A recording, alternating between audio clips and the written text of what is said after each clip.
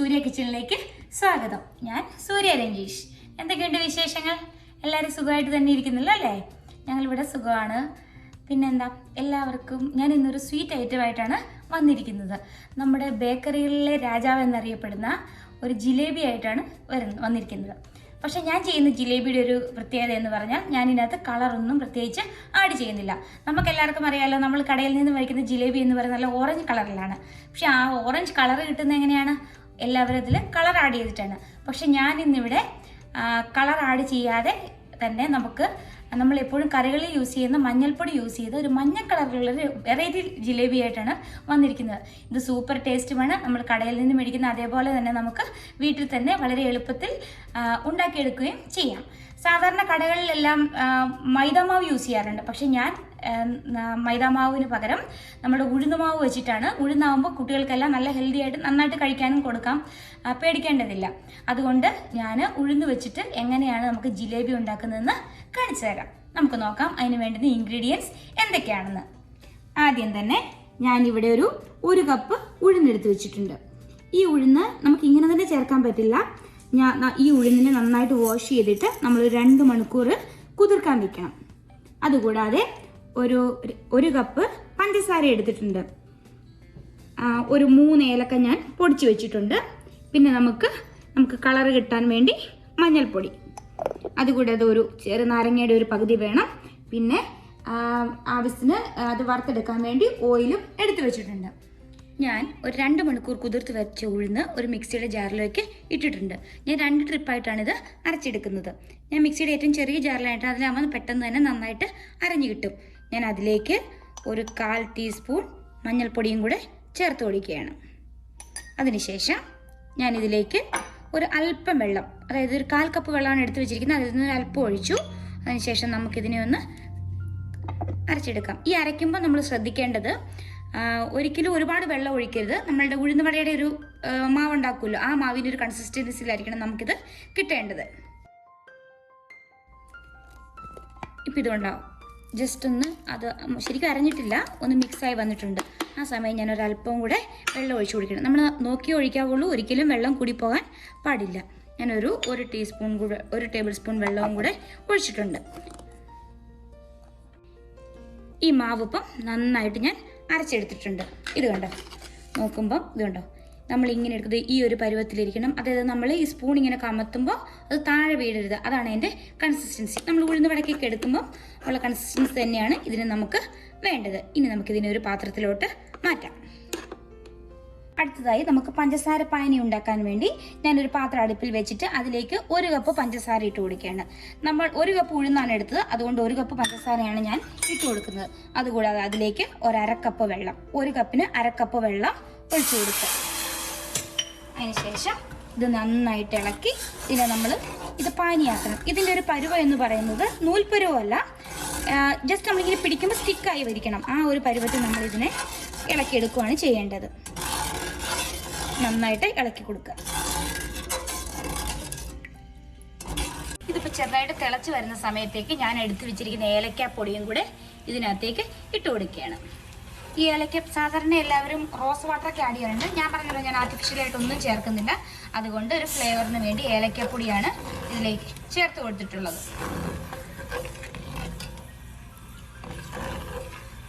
അപ്പോൾ നമുക്ക് നോക്കാം എങ്ങനെയുണ്ടെന്ന്. ഇനി ജസ്റ്റ് ഒന്ന് കൈ പൊള്ളരുത്, നോക്കിയിട്ട് വേണം. ചെറുതായിട്ട് ഒട്ടുന്ന പോലെ വന്നിട്ടുണ്ട്. ഈ സമയം ഞാനിതിലേക്ക് ഒരു നുള്ള് മഞ്ഞൾപ്പൊടി ഇട്ട് കൊടുക്കുകയാണ്. അതിനുശേഷം ഇത് നന്നായിട്ടൊന്ന് മിക്സ് ചെയ്ത ശേഷം നമുക്ക് ഫ്ലെയിം ഇവിടെ ഓഫ് ചെയ്യാം. ഞാനിപ്പോൾ ഫ്ലെയിം ഓഫ് ചെയ്യാണ്. നമ്മളുടെ പഞ്ചസാര പാനി ഇവിടെ റെഡി ആയിട്ടുണ്ട്. ഇനി അടുത്തതായിട്ട് നമുക്ക് നമ്മളുടെ ജിലേബി വറുത്തെടുക്കാം. ഈ പഞ്ചസാര പാനി ഇങ്ങനെ നമ്മൾ ചുമ്മാ വെച്ചിരുന്നത് ഇത് പിന്നെയും കട്ടിയായി പോകും. ഇത് കട്ടിയായി പോകുന്നത് തടയാൻ വേണ്ടി ഞാൻ ഇതിലേക്ക് അല്പം ലെമൺ ജ്യൂസ് ഒഴിച്ചു കൊടുക്കുകയാണ്. അപ്പോൾ ആ ലെമണിൻ്റെ ഫ്ലേവറും കിട്ടും. അതുകൂടാതെ നമുക്ക് ആ പഞ്ചസാര പാനി ഒട്ടും കട്ടിയായി പോകില്ല. ഇത് നന്നായിട്ട് ഇളക്കുക. ഇനി നമ്മൾ ഈ ഭയങ്കര ചൂടിലേക്കല്ല നമ്മൾ ഈ ജിലേബി ഇടരുത്. ഒരു ചെറു ചൂട്, ഇളം ചൂടിലായിരിക്കണം നമ്മളെപ്പോഴും. എന്നാൽ ഒട്ടും തീരെ തണുത്തും പോയ പാനിയിലേക്ക് ഇടരുത്. ഒരു ഇളം ചൂടുള്ള പാനിയിലേക്കാണ് നമ്മൾ ജിലേബി വറുത്ത് ഇടേണ്ടത്. ഇപ്പോൾ ഇത് നമ്മൾ അരച്ച് വെച്ച ഉഴുന്നുമാവ് ഞാനൊരു പാത്രത്തിലോട്ട് മാറ്റിയിട്ടുണ്ട്. ഇനി നമ്മൾ ഈ ഒരു ഫോർക്ക് എടുത്തിട്ട് നന്നായിട്ട് ഇതിനെ നമ്മളൊന്ന് മിക്സ് ചെയ്ത് കൊടുക്കണം. ഇതെങ്ങനെ മാവിനെ നന്നായിട്ടൊന്ന് മിക്സ് ചെയ്തെടുക്കുക. അതിനുശേഷം നമ്മൾ ചെയ്യാൻ പോകുന്നത്, നമുക്കൊരു ഗ്ലാസ് ആവശ്യമുണ്ട്. പിന്നെ അതുകൂടാതെ ഇതുപോലത്തെ ഒരു സിപ്ലോ കവറും ആവശ്യമുണ്ട്. ഈ സിപ്ലോ കവർ ഇല്ലെങ്കിൽ നമ്മൾ ഈ സാധാരണ നമ്മൾ ഈ സോസൊക്കെ എടുക്കാൻ വേണ്ടി സ്ക്യൂസ് ചെയ്യുന്ന ഒരു കുപ്പി പോലത്തെ ഉണ്ടല്ലോ, അതാണെങ്കിൽ യൂസ് ചെയ്യാം. ഇതാണെങ്കിലും മതിയാവും. അപ്പം അതില്ലാത്തവർക്ക് നമുക്ക് ഈ കവർ, ഇപ്പം ഈ സിപ്ലോ കവർ തന്നെ വേണമെന്നില്ല, ഏതെങ്കിലും ഒരു കവർ എടുത്താൽ മതി. ഞാൻ എന്ത് ചെയ്യുന്നു, ഈ സിപ്ലോ കവറിനെ ഇങ്ങനെ ഈ ഗ്ലാസ്സിനകത്തേക്ക് ഒരു സൈഡ് മാത്രം ഇറക്കി വെക്കുന്നു. അതിനുശേഷം ഇതിനെ ഇങ്ങനെ ചെയ്യും. ഇങ്ങനെ ഇപ്പോൾ ഇതിൻ്റെ ഒരു സൈഡ് മാത്രമേ ഇതിനകത്തേക്ക് ഇറക്കി വെച്ചിട്ടുള്ളൂ. അതിനുശേഷം ഞാൻ ഈ എടുത്ത് വെച്ചിരിക്കുന്ന മാവ് ഇതിലേക്ക് ഇട്ട് കൊടുക്കുകയാണ്. ഇങ്ങനെ ഈ കവറിനെ നമ്മൾ ഫില്ല് ചെയ്യണം. ഇത് നമുക്ക് ഈ കറക്റ്റായിട്ട് ഫ്ലവർ ഷേപ്പിൽ ചുറ്റിയെടുക്കാൻ വേണ്ടി എളുപ്പത്തിനാണ് നമ്മളിങ്ങനെ ഒരു കവറിലേക്ക് മാറ്റുന്നത്. ഇല്ലെങ്കിൽ നമ്മൾ കേക്കൊക്കെ ചെയ്യുമ്പോൾ ചെയ്യുന്ന ഫ്രോസ്റ്റിംഗ് ചെയ്യാനുള്ള കവർ ഉണ്ടല്ലോ, ആ കവർ എടുത്താലും മതിയാവും. അപ്പോൾ എല്ലാവരുടെയും ആ കവർ കാണണമെന്നില്ല. ഈ സിപ്ലോ കവർ എല്ലാവരുടെയും വീട്ടിൽ ഉള്ള ഒരു ഐറ്റമാണ്. അതുകൊണ്ടാണ് ഞാൻ ഇതിലൂടെ കാണിച്ചു തരുന്നത്. അതിനുശേഷം നമ്മൾ ഇതിനെ ഇങ്ങനെ എടുക്കുക. ഇതുണ്ട്, ഈ ഒരു സൈഡിൽ മാത്രം ഫില്ലായിട്ടുണ്ട്. അതിനുശേഷം നന്നായിട്ട് താഴേക്ക് ഇങ്ങനെ പ്രസ് ചെയ്ത് കൊടുക്കുക. ഇങ്ങനെ ഇരിക്കട്ടെ. ഇപ്പം ഇതുണ്ട്, ഈ അറ്റത്തൊരു കുറച്ച് ഇടയുണ്ട്. നമ്മൾ ഇനി അത് മാവ് ചുറ്റിച്ചൊഴിക്കുന്ന സമയത്തേക്ക് നമ്മളിവിടെ ഒന്ന് കട്ട് ചെയ്ത് കൊടുക്കും. അടുത്തതായിട്ട് ഞാനൊരു പാൻ അടുപ്പിൽ വെച്ച് അതിലേക്ക് നമുക്ക് ആവശ്യത്തിന് എണ്ണ ഒഴിച്ചിട്ടുണ്ട്, ജിലേബി വറുത്തെടുക്കാൻ വേണ്ടി. ഇനി ഈ ഇത് ഒരുപാട് എണ്ണ അത്യാവശ്യം ചൂടായിട്ടുണ്ട്. ഇത് ഒരുപാട് ചൂടായി പോയരുത്. അപ്പം നമ്മൾ ജിലേബി അതിലേക്ക് ഇടുമ്പോഴേക്കും അത് പെട്ടെന്ന് കരിഞ്ഞു പോകും. അതുകൊണ്ട് ഫ്ലെയിം എപ്പോഴും ലോ ഫ്ലെയിമിലോട്ട് മാറ്റുക, അല്ലെങ്കിൽ ലോ ടു മീഡിയത്തിലേക്ക് വെക്കുക. അതിനുശേഷം നമ്മളിപ്പം മാവ് ഈ സിപ്ലോക്ക് ബാഗിൽ ഫില്ല് ചെയ്ത് വെച്ചിട്ടുണ്ടല്ലോ, അതിൻ്റെ അറ്റത്ത് ജസ്റ്റ് ഒന്ന് കട്ട് ചെയ്ത് വിടുക. ഇങ്ങനെ ഇതുണ്ടോ. അപ്പോൾ എന്നിട്ടൊന്ന് ലൂസാക്കി കൊടുക്കുക, അല്ലെങ്കിൽ ആ മാവ് അതിൽ നിന്നും പുറത്തേക്ക് വരും. എന്നിട്ട് ഇനി നമ്മൾ ഈ ഹോളിലൂടെയാണ് നമ്മളതിനെ ജിലേബി ആക്കാൻ വേണ്ടി വീശി കൊടുക്കാൻ പോകും. നമുക്കൊന്ന് നോക്കാം എങ്ങനെയാണെന്ന് ഞാൻ കാണിച്ചു തരാം. ആദ്യം ഇങ്ങനെ ഒരു വട്ടം ഇടുക, അത്തേ കൂടെ തന്നെ ഒരു വട്ടവും കൂടി ഇങ്ങനെ ഇടുക. അതിനുശേഷം ഇതിങ്ങനെ ഈ ഒരു ഷേപ്പിൽ ഇങ്ങനെ നീളത്തി ഒരു ഫ്ലവർ ഷേപ്പിൽ ചെയ്ത് കൊടുക്കാം.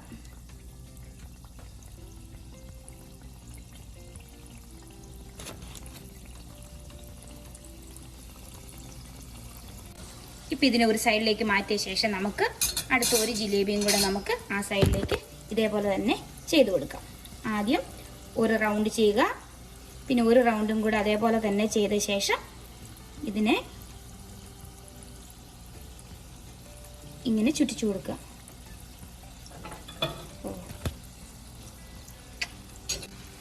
ഇതിപ്പോൾ അതാ കുറച്ച് ക്രിസ്പി എല്ലാം ആയിട്ടുണ്ട്. ഞാനിപ്പം ഇതിനെ ഇങ്ങനെ എടുത്തിട്ട് ഈ എണ്ണയൊന്ന് കളഞ്ഞ ശേഷം ഞാൻ ഈ സിറപ്പിലേക്ക് ഇട്ട് കൊടുക്കണം. സിറപ്പിലേക്കിട്ട് ഒരു 30 സെക്കൻഡ് ഈ സിറപ്പിൽ കിടന്നാൽ മതി. ഇനി നമ്മളൊന്ന് തിരിച്ചു വിട്ട് കൊടുക്കുക. അപ്പോഴേക്കും ഇത് റെഡിയാവും. അതിനുശേഷം ഇത്രയും നേരം മതിയാവും. നമ്മളിതിനെ ഒരു ഫോർക്ക് ഉപയോഗിച്ചോ, അല്ലെങ്കിൽ പപ്പടം കുത്തുന്ന ഇതുണ്ടല്ലോ, ഒരു കോല് പോലത്തെ ഉണ്ടല്ലോ, അത് വെച്ചിട്ടോ എങ്ങനെ വേണേലും നമുക്കിതിനെ എടുക്കാം.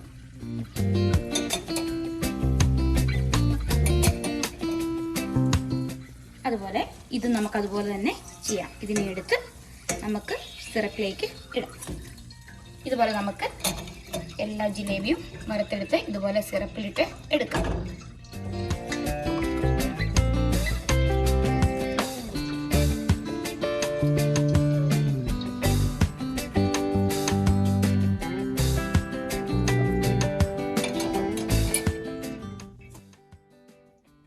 അങ്ങനെ നമ്മുടെ എല്ലാ ജിലേബിയും നമ്മൾ വറുത്തെടുത്തിട്ടുണ്ട്.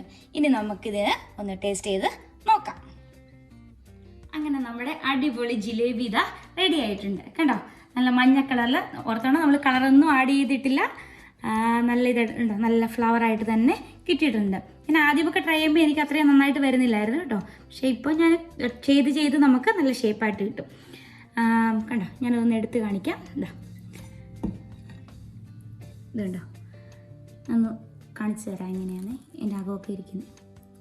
ഇതുണ്ടോ, ഷുഗർ സിറപ്പ് കണ്ടകത്ത് നന്നായിട്ട് പിടിച്ചിട്ടുണ്ട്. നമുക്കൊന്ന് ടേസ്റ്റ് ചെയ്ത് നോക്കാം. ഇനി ഞാൻ ആദ്യം നന്നായിട്ട് ഷുഗർ സിറപ്പൊക്കെ പിടിച്ചിട്ടുണ്ട് കേട്ടോ.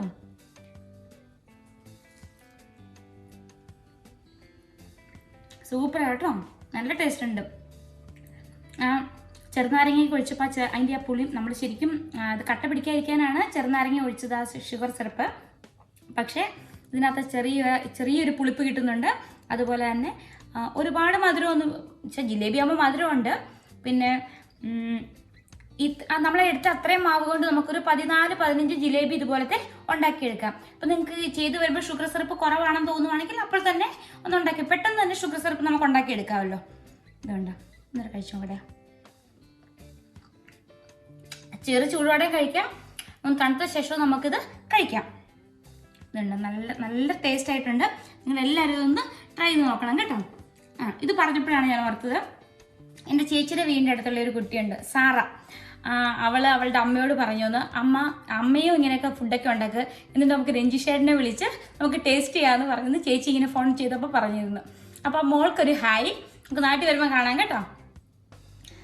പിന്നെ എന്താ, അപ്പം നിങ്ങൾ എല്ലാവരും ഒന്ന് ട്രൈ ചെയ്ത് നോക്കണം കേട്ടോ. ട്രൈ ചെയ്ത് നോക്കിയിട്ട് പറയണം, നല്ല സൂപ്പർ ടേസ്റ്റാണ്. ഇനി നമുക്ക് കടയിലെങ്ങും പോകേണ്ട ആവശ്യമില്ല, എല്ലാവർക്കും വീട്ടിൽ തന്നെ ഉണ്ടാക്കി കഴിക്കാം. അപ്പോൾ പിന്നെ എന്താണ്, വീഡിയോ എല്ലാവരും കാണുന്നുണ്ടല്ലോ അല്ലേ? എനിക്ക് ഫോട്ടോസൊക്കെ അയച്ചു തരുന്നുണ്ട് എല്ലാവരും. ഒത്തിരി താങ്ക്സ് ഉണ്ട് നിങ്ങൾ ട്രൈ ചെയ്യുന്നെന്ന് അറിഞ്ഞതിൽ. പിന്നെ എന്താ, ഇനി ഇതുപോലത്തെ വെറൈറ്റി ഡിഷുമായിട്ട് ഞാൻ വരും. നമുക്ക് എളുപ്പത്തിൽ തന്നെ ചെയ്യാവുന്നതാണല്ലോ കാണിക്കുന്നതെല്ലാം തന്നെ. ബിഗിനേഴ്സിന് തൊട്ട് ചെയ്യാവുന്ന രീതിയിലാണ് ഞാൻ എല്ലാം സ്റ്റെപ്പ് ബൈ സ്റ്റെപ്പ് കാണിക്കുന്നുണ്ട്.